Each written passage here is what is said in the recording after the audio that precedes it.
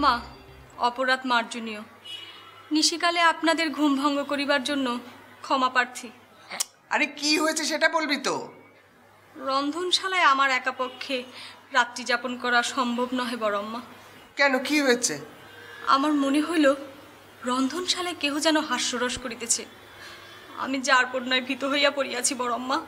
রন্ধনশালায় কি হাস্যরস করবে? সবাই তো যে যার রুমে ঘুমাচ্ছে। শুধু তাহাই নহে, আবার কেহ যেন দৌড়াদৌড়িও করিতেছে বড়ম্মা।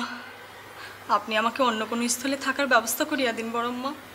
এত সুন্দর করে ইনিয়ে বিনিয়ে কথা বলো, আর একা রান্নাঘরে থাকতে পারো না? না, আপনি কহিলে সারা নিশিকাল আমি রন্ধন করিতে পারিব, কিন্তু একা রন্ধনশালায় রাত্রি যাপন করিতে পারিব না বড়ম্মা। তা এখন তোমাকে আমি কোথায় রাখবো বলো? যে স্থলে হোক বড়ম্মা, একা রাখিবেন না। এক কাজ করো, অদিতিদের রুমে যাও, গিয়ে সব খুলে বলো, ওরা কিছু করলে করতে পারে। আপনাকে ধন্যবাদ।